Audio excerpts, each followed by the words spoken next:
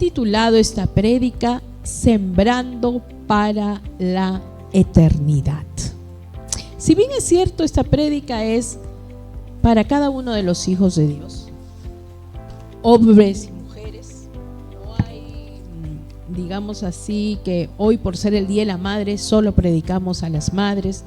Sí, esto de alguna manera a mí el Señor me habló muy especialmente a través de esta palabra y la vi desde otro punto de vista. ¿Alguna vez te has puesto a pensar que con tu vida y con tus actos estás sembrando para la eternidad? Le pregunto a la iglesia, ojo, ¿te has puesto a pensar que con tus actos estás sembrando para la eternidad? Que con tu vida estás haciendo historia. Tú sabes que en el libro de la vida está escrita tu historia y la mía, ¿verdad? Entonces en algún momento esos libros van a ser abiertos. Con cada uno de nuestros actos, iglesia, mujer, varón, puedes hacer historia, estás haciendo historia, sea buena o sea mala. Eso lo decides tú. Historia para la eternidad, una vida eterna, o historia para muerte eterna, en el caso de aquel que realmente no conoció a Cristo. Pero estamos dejando un legado aquí en la tierra y en los cielos.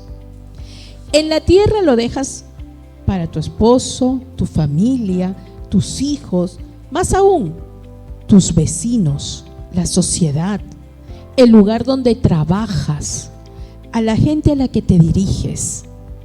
¿Cómo hablas? ¿Cómo actúas? Aún te digo, en lo secreto, porque nada escapa de los ojos de Dios. Él dice, Él pesa los corazones. El verso bíblico que leíste, Él ve lo profundo del corazón. El hombre ve lo de afuera, ¿no? Lo exterior, pero el Señor ve lo profundo. Y cada uno de nosotros estamos dejando huellas e impactando vidas con nuestros actos. Cuando tú compartes del evangelio poderoso de Jesucristo, es más poderoso cuando lo compartes con tus actos que con la palabra. Las palabras se las puede llevar el viento, hermanos, cuando no vienen acompañadas de un acto que implica que realmente esa palabra está siendo respaldada por lo que tú haces. A lo largo de la historia de la humanidad, incluso a lo largo de nuestras vidas y de nuestra estancia en este mundo, nos va a tocar enfrentar diversas situaciones. Y quien va a marcar la diferencia con los actos vamos a ser cada una de nosotras. De repente por ahí nos va a tocar enfrentar cambios de escenario. De repente hoy estabas en un lugar y mañana te vas de viaje a otro lugar. Desafíos, dolor, pena, angustia, felicidad también, ¿por qué no? No dejemos de lado la felicidad, el gozo. También vamos a cerrar determinados ciclos en nuestra vida, ¿verdad? Pero en cada uno de ellos nosotros tenemos que marcar la diferencia. De la manera en la que tú y yo enfrentemos estos diferentes tiempos en la vida, vamos a dejar huellas en el resto de las personas. Segunda de Corintios 3, verso 2 al 3 dice así, lo tenemos ahí, si lo tienen por favor léanlo ahí en la pantalla. Dice: nuestras cartas sois vosotros. Mira, tu vida son esas cartas escritas en nuestros corazones, dice Pablo, conocidas y leídas por todos los hombres. Fíjate la gran responsabilidad. Siendo manifiesto que sois cartas de Cristo expedidas por vosotros. Hermanos, tu vida y mi vida tienen que hablar de Cristo. tus actos tienen que contar de Dios, del poder de Dios en tu vida, de cómo ha transformado tu ser su presencia. Dice, siendo manifiesto que sois cartas de Cristo expedidas por nosotros, escritas no con tinta. Sería fácil escribir muchos libros, ¿verdad? De repente por ahí hago mi diario y pongo lo que a mí me gusta, pero no con tinta, sino con el Espíritu de Dios vivo, no en tablas de piedra, sino en tablas de carne del corazón. Hermanos, la presencia de Dios ha impactado nuestras vidas. Su palabra ha sido escrita en nosotros, recordada por el poder del Espíritu Santo, y eso es la que está produciendo la transformación en nuestro ser. Con cada cosa que nosotros hagamos, estamos sembrando para lo eterno. Recuérdalo, sois cartas escritas, no en piedra ni en tablas, sino en corazón, en el corazón, por la sangre derramada de Cristo en la cruz. Vamos a ver cómo a lo largo de la historia hombres de Dios enfrentaron diversas situaciones, pero hay uno de ellos que a mí me impactó. Job 2:10, que dice, por favor. No vamos a leer todo Job, solo Job 2:10 dice así: y él le dijo, le contestó, ¿cómo suele hablar cualquiera de las mujeres fatuas has hablado? Le estaba hablando a su esposa cuando le dice, maldice a tu Dios y muérete, le dice la esposa. Para eso mejor no tener esposas, ¿verdad? Hay que tener mujeres. Tenemos que sembrar para lo eterno. ¿Qué? ¿Recibiremos de Dios el bien y el mal no? ¿Recibiremos? En todo esto no pecó Job con sus labios. ¿Qué pues? ¿Recibiremos el bien y no el mal? Job pudo reconocer, hermanos, con esas palabras la soberanía de Dios en medio de todas las circunstancias adversas que él vivía. Y no le tocó poco vivir. ¿Quién de nosotros no pasa adversidad? ¿Cómo recibes las pruebas? ¿Cómo está tu corazón cuando está en prueba? ¿Qué dice Pedro? No os sorprendáis del fuego de prueba que os ha sobrevenido, como si cosa extraña os aconteciere, sino gozaos, porque sois participantes de los padecimientos de Cristo. ¿Cómo recibimos las pruebas? Job pudo reconocer, punto 1, la soberanía de Dios sobre todas sus pruebas, en todas sus circunstancias. Puso su confianza en Dios, porque reconoció que nada escapa del control del Señor. Pero muchas veces cuando viene la prueba, nosotros un poco como que tambaleamos, ¿verdad? Estas palabras de Job, recibiremos el bien y no el mal de Dios, se hacen palabras mayores cuando nos toca enfrentar la prueba. Incluso la enfermedad, carencia económica, problemas emocionales, nos mueve un poco la tierra, ¿verdad? Cuando nos toca vivirlas. Pero cuando estamos bien agarradas del Señor, podemos atravesar la prueba con gozo. Y no porque seamos masoquistas. Ojo, no porque seamos masoquistas, iglesia, sino porque en medio de la prueba vamos a ver el poder de Dios. Porque en medio de la angustia, en medio de la aflicción, vas a ver el poder de Dios. Y vas a poder seguir sembrando para lo eterno. Yo recuerdo mucho, perdón, hermana María, que tome tu testimonio. La hermana con el brazo roto, con un dolor tremendo, porque cuando el hueso se rompe, es uno de los dolores más fuertes, los dolores óseos.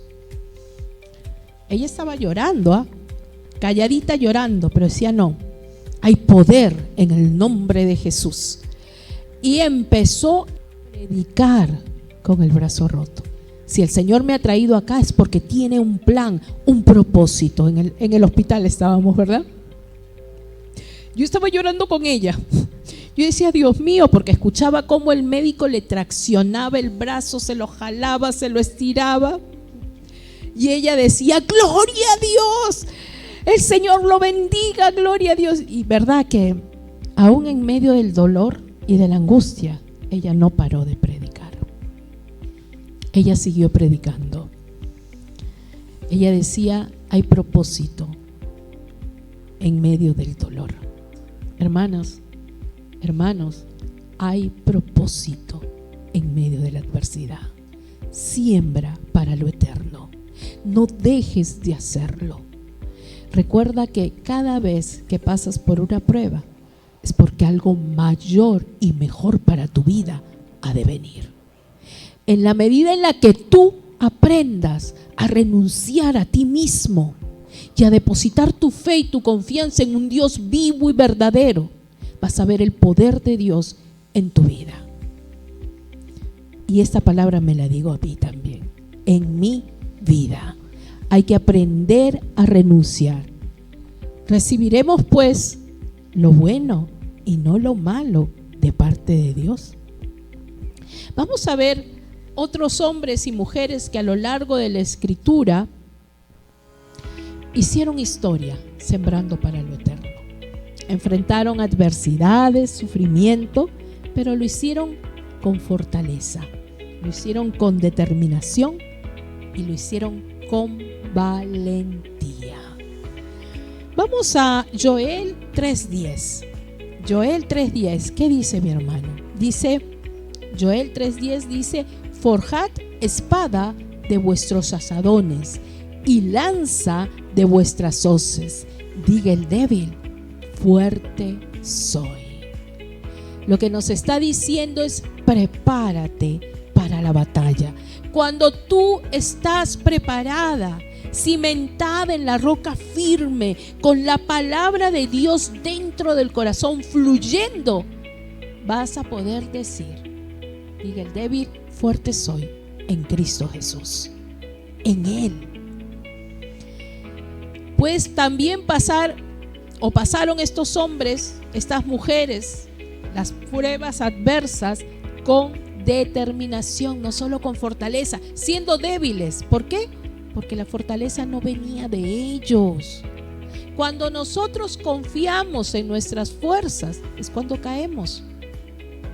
El que cree estar fuerte, que dice, mire que no caiga. No es que yo todo lo puedo. No, aprendamos a ser humildes y a decir, Señor, en ti todo lo puedo. En ti todo lo puedo. La determinación también es muy importante para enfrentar las pruebas. ¿Qué dijo Job? Job 13:15. Aunque él me matare, en él espérate. Aunque él me matare, en él esperaré. No obstante, defenderé delante de él mis caminos, porque él sabía que sus caminos eran justos, que él había obrado con bien, pero sabía que era una prueba. Aunque él me matare, en él esperaré. Son también palabras mayores. Él estaba frente a la muerte, con una enfermedad terrible. Él no sabía si iba a salir de esa situación. Lo había perdido todo. ¿Tú sabes lo que es perder en un día hijos, riquezas? Todos sus bienes los había perdido. Salud, porque quedó enfermo en un solo día. Pero él pudo confiar en Dios y esperar en el Señor, y él dijo, aunque él me matare, en él esperaré. ¿Somos capaces o siguen siendo palabras mayores? Que esta palabra ingrese en tu vida y que podamos decir aún en el momento, en el último suspiro, Señor, aunque tú me matares, aunque ya sea mi hora, en ti espero, porque mi esperanza no está puesta aquí en la tierra, sino en los cielos. y aún en el último suspiro podamos sembrar para la eternidad, para lo eterno. También lo enfrentaron con valentía. Daniel 3:17 al 18, ¿qué dice? Yo voy a ir acelerando. ¿Qué dice Daniel 3:17 al 18? He aquí, nuestro Dios a quien servimos puede librarnos del horno de fuego ardiendo, y de tu mano, oh rey, nos librará. Y si no sepas, oh rey, que no serviremos a tus dioses, ni tampoco adoraremos la estatua que has levantado. Estos son los tres amigos de Daniel, ¿verdad? Que con valentía, tres jóvenes que con valentía pudieron enfrentarse delante del rey, delante de una autoridad que podía en ese momento exterminarlos y decir: hasta aquí llegó tu vida. Pero ellos estaban dispuestos, incluso le dijeron: aún de tu mano nos puede librar. Hubiera podido sonar como una falta de respeto para esa época, pero sus palabras estaban sembrando para lo eterno. A mí esas palabras me mueven, me movilizan, pero no solo anímicamente, sino espiritualmente. Señor, aunque pase lo que pase, no adoraremos dioses ajenos. Nada que sea levantado por obra de manos de hombre, sino solo al Señor nuestro Dios. Pero lo tenemos que adorar, hermanos, con nuestras vidas. Estos varones estaban adorando a Dios con este acto de fe, de templanza, de valor, porque ellos sabían que ni aún su vida tenía el valor, sino realmente honrar y adorar a su Dios. Ellos pudieron aún desprenderse de su propia vida, porque no era fácil, hermanos. Para nadie sería fácil entrar a un horno de fuego, calentado 8 veces más, viendo que el hombre que lo abrió se incineró.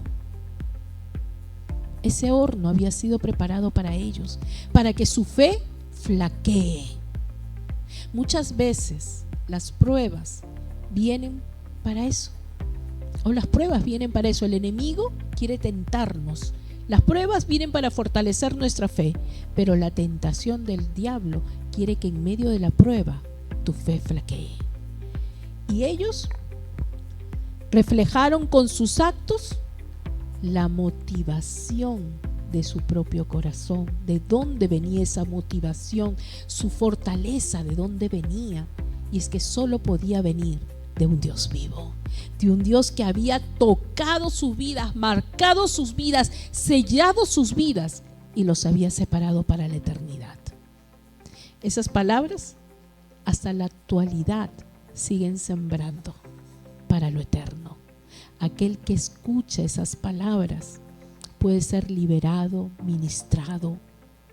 Cuando vemos que hombres de fe honraron a Dios aún delante de la muerte, como Esteban: Señor, no les cuentes este pecado.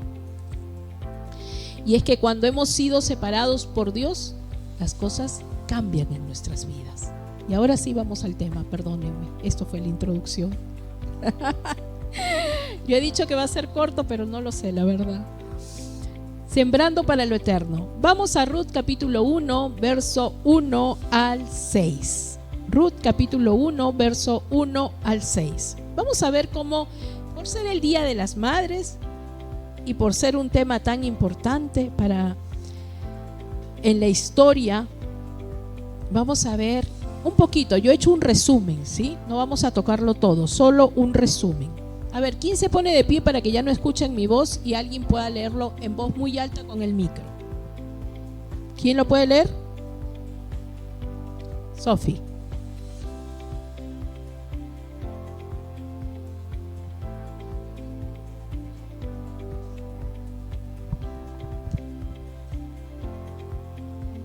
En el tiempo en que los caudillos gobernaban el país, hubo allí una época de hambre. Entonces, un hombre de Belén de Judá emigró a la tierra de Moab, junto con su esposa y sus 2 hijos. El hombre se llamaba Elimelec. Su esposa se llamaba Noemí y sus 2 hijos, Mahlón y Quilión, todos ellos efrateos de Belén de Judá. Cuando llegaron a la tierra de Moab, se quedaron a vivir allí. Pero murió Elimelec, esposo de Noemí, y ella se quedó sola con sus 2 hijos. Estos se casaron con mujeres moabitas, la una llamada Orfa y la otra Ruth. Después de haber vivido allí unos 10 años, murieron también Mahlón y Quilión, y Noemí se quedó viuda y sin hijos. Noemí decidió regresar de la tierra de Moab con sus 2 nueras, porque allí se enteró de que el Señor había acudido en ayuda de su pueblo al proveerle de alimento. Gracias, Sofía. Amén. Vamos a ver que en ese relato, en estos 6 versos bíblicos, nos hablan de 6 personajes, ¿verdad? Yo he tomado, siempre hablamos, el libro se llama Ruth, porque fue una mujer moabita muy importante en la historia del pueblo de Israel, y después vamos a ver tal vez un poquito del porqué. Pero yo he querido tomar en esta mañana la vida de Noemí. Noemí, ¿cómo transcurre la vida en estos tiempos y cómo eran los tiempos de Israel? ¿Y cómo marca la vida de Noemí? Dice, su vida transcurre en una etapa, estaba buscando yo, en una etapa muy difícil para Israel. Vamos a ver el porqué, no solo porque había hambre en la ciudad, sino porque había decadencia política, de hecho económica, moral y religiosa. Entonces, al haber decadencia espiritual, moral, religiosa, eran circunstancias muy adversas para el pueblo, para aquellos hijos de Dios que buscaban realmente a un Dios vivo. Eran muy poquitos, la mayoría había entrado en toda esta vorágine de la decadencia. Y es que realmente es muy fácil caer en el pecado, hermanos. Es muy fácil, por eso hay que tener mucho cuidado. Pero fíjate que nada de esto pudo detener la vida de Noemí. Y vamos a ver el por qué. Porque no pudo detener ni aún ni la muerte, como lo hemos leído, de su esposo e incluso de sus 2 hijos. Porque ella, en medio de la situación difícil, no perdió su identidad. No perdió quién era ella y a qué pueblo pertenecía. Ella era una hija del rey, una hija del Dios viviente. Y esto nos puede hacer pensar que no son los días sombríos ni las circunstancias oscuras las que van a definir tu vida. Cuando tú estás tomada de Dios, las circunstancias no te van a movilizar. Noemí estaba casada con un varón llamado Elimelec, ¿verdad? Dice la historia así, un varón de Judá. Fíjense que el significado de Elimelec es: mi Dios es rey. Pero ¿qué hizo este varón? Contradictoriamente, cuando hubo hambre en la ciudad, sale. Y en vez de salir, digamos así, guiado por Dios, se va a Moab, un pueblo idólatra, donde practicaban idolatría, muchos dioses, donde igualmente estaban en decadencia espiritual y moral, porque no seguían a un Dios vivo. Y esto es algo contradictorio, porque él era un hombre de Dios, pero él dijo, bueno, hay mucha hambre, y empezó a mirar a través de los ojos físicos y emigró a estos campos. Pero fíjense que no solo emigró él solo, llevó a la esposa y llevó a los hijos. Él no confió en Dios, no descansó en el Señor. Él fue movido por las circunstancias, por los hechos. Y muchas veces, hermanos, no muchas veces, sino siempre, cuando no escuchamos la voz de Dios y no somos movidos por el Señor, muchas veces caemos. Dios puede utilizar las circunstancias o nuestras malas decisiones a veces para, de alguna manera, enseñarnos. Pero cuando no es la voluntad de Dios, una mala decisión te roba una gran bendición. Fíjate lo que te digo y vuelvo a repetir. Una mala decisión te roba una gran bendición. ¿Estás dispuesto a ser robado por el enemigo de tu vida? ¿O estás dispuesto a ser bendecido por el Señor y tu Dios?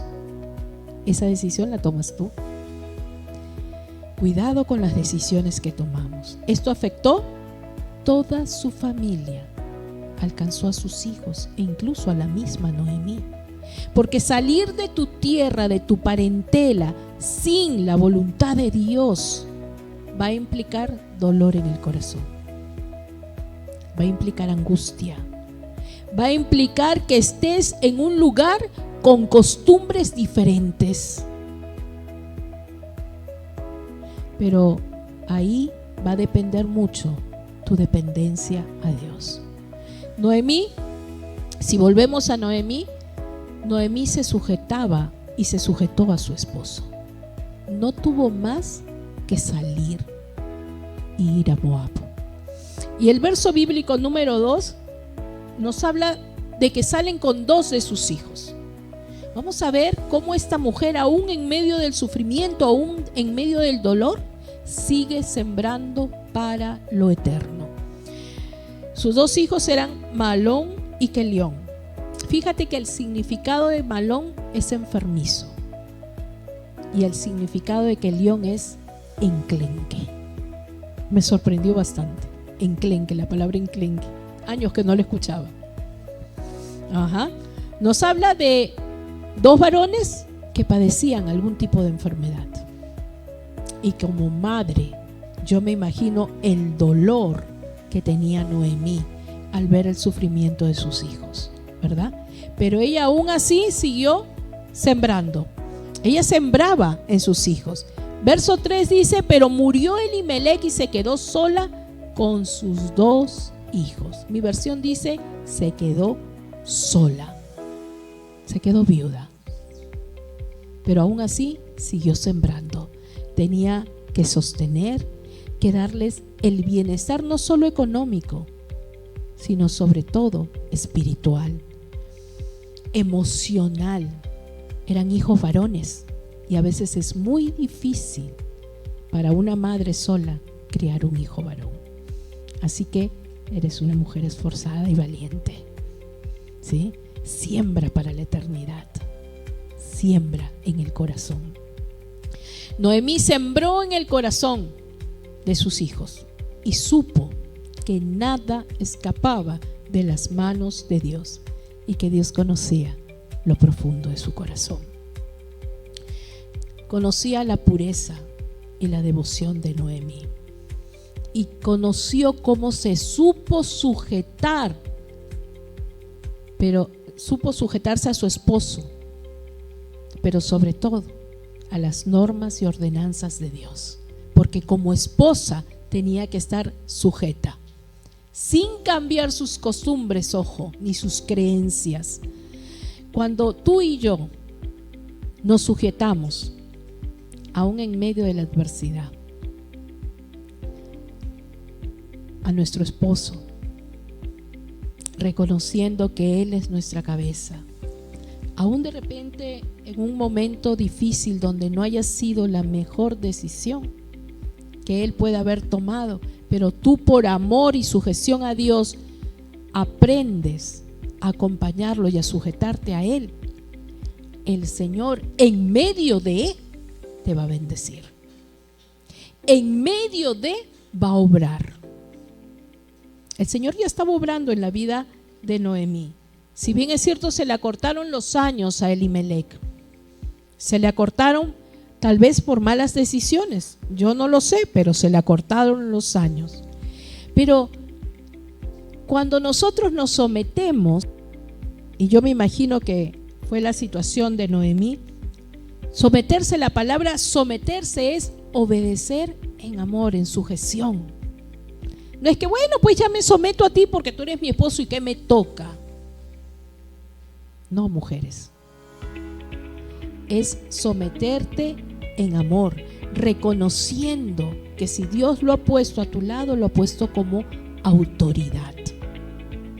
Sobre todo sabiendo que te estás sometiendo a los mandatos de Dios y a su plan perfecto para tu vida.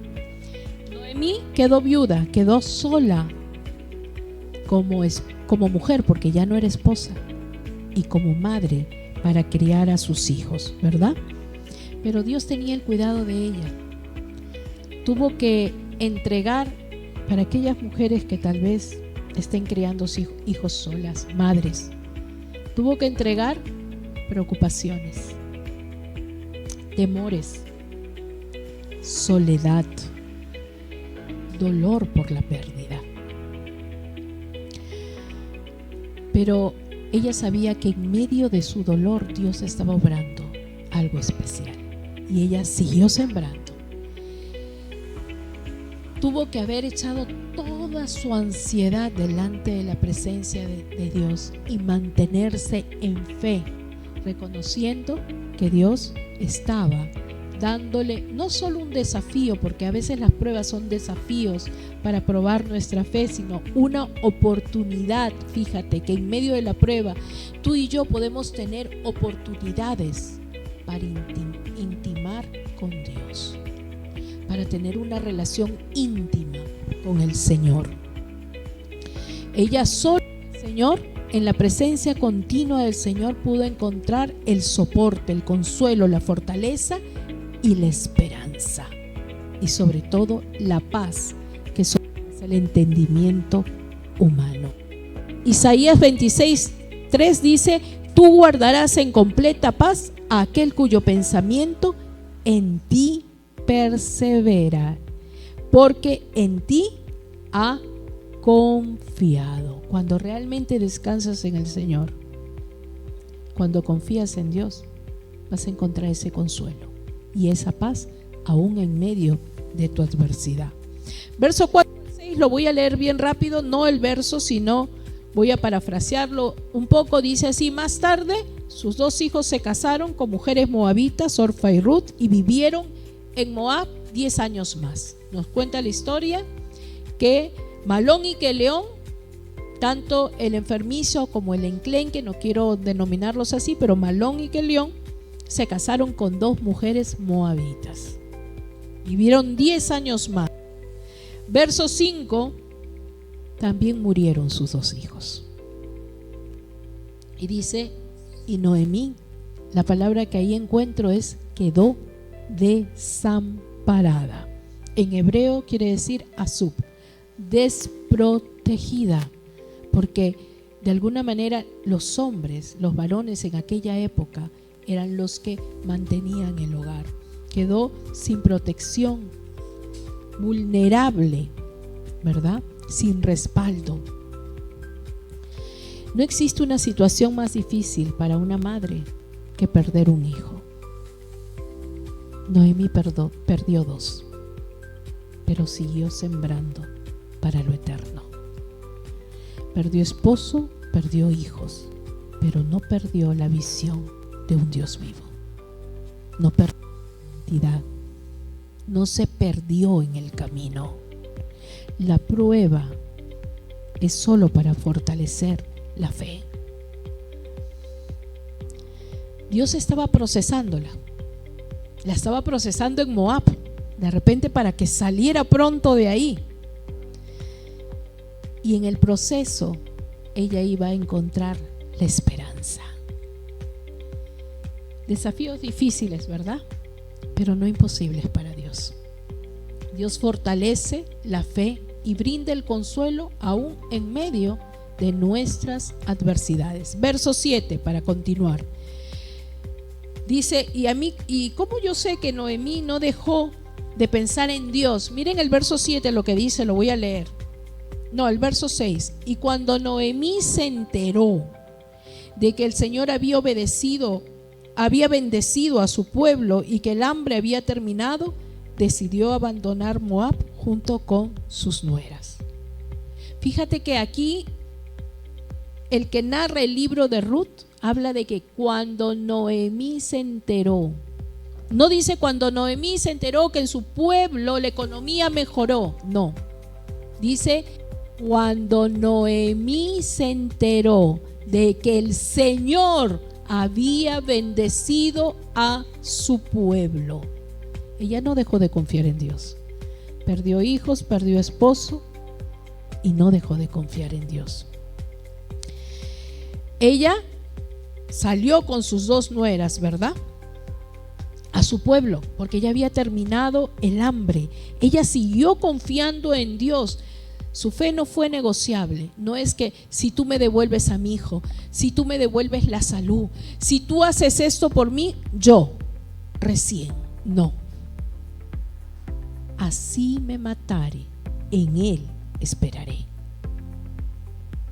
Así pase lo que pase, mujer, varón, cuando tú esperas en el Señor te bendice grandemente. Para no hacer la historia larga, Noemí decidió dejar la tierra extraña, donde tuvo dolor, donde tuvo adversidad, y emprendió el viaje con sus 2 nueras, verso 8, ¿verdad?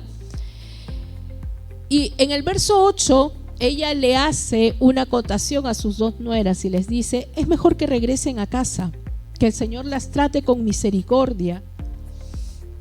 ¿Por qué? Porque ella sabía que si regresaba con las 2 nueras, ellas iban a quedar solas de alguna manera, porque ella no podía tener más hijos y ellas que pudieran esperar para casarse con ellos, ¿verdad? Entonces le dice: regresen. Ella no era egoísta. Regresen, no importa, yo sigo el viaje sola. Regresen ustedes a su casa, a la casa de sus padres, ¿verdad?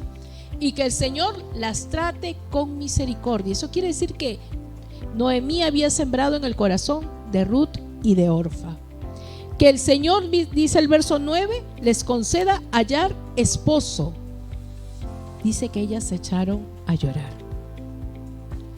Verso 10, las 2 queremos ir contigo, le responden.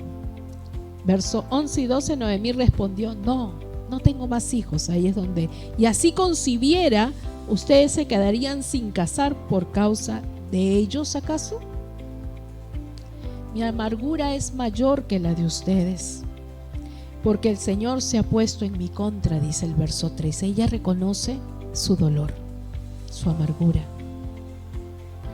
Ella reconoce que aún en medio de la situación difícil estaba con mucho dolor, pero no desconoce a Dios en medio de su dolor. Porque hay personas que dicen: ¿de qué me sirve creer en Dios si me está ocurriendo todo esto? Ella no desconoce en ningún momento a Dios. Dice: sí, mi corazón está dolido, está quebrantado, pero no desconoce a Dios. Noemí, por el dolor, tal vez no podía entender en medio de todo las circunstancias que le tocaban vivir, porque nuestros ojos físicos solo ven el aquí y el hoy. Podemos recordar el pasado, pero no podemos ver el futuro. Tal vez pensamos, pero no lo vemos, pero Dios sí lo conoce. Y para aquellos que confiamos en el Señor, sabemos que todas las cosas ayudan a bien a aquellos que amamos al Señor, aquellos que hemos sido llamados conforme a su voluntad. Verso 14 dice: Orfa se despide, una de sus nueras se despide al escuchar las palabras de su suegra y entender: bueno, es cierto, me voy a quedar solterona. Y bueno, en su corazón no estaba el quedar soltera. Sin embargo, Ruth, a mí me impacta mucho las palabras de Ruth. Esas también las vamos a leer, hermanos. Dice así: mira cuánto sembró Noemí en la vida de Ruth. Y con esto ya estoy concluyendo. Pon atención, no te duermas. Mira lo que dice: no me pidas que te deje y me aparte de ti. A donde quiera que tú vayas, iré yo. Donde quiera que tú vivas, viviré. Tu pueblo será mi pueblo y tu Dios será mi Dios. Donde tú mueras, moriré yo, y ahí quiero que me sepulten. Que el Señor me castigue, y más aún, si acaso llego a dejarte sola. Solo la muerte nos podrá separar. Mira todo lo que podemos sembrar. Noemí sembró en sus hijos, y yo sé que también en su esposo, en el trato, en la amabilidad, en el amor. Pero mira todo lo que sembró en sus nueras. Ella sembró para la eternidad. Y lo vamos a ver en capítulos posteriores. No me pidas que te deje y me aparte de ti. Son palabras mayores. Donde quiera que tú vayas, iré yo. Donde quiera que tú vivas, viviré. Tu pueblo será mi pueblo, y tu Dios será mi Dios. Qué hermosas palabras. Saber que hemos sembrado en el corazón de las personas para lo eterno.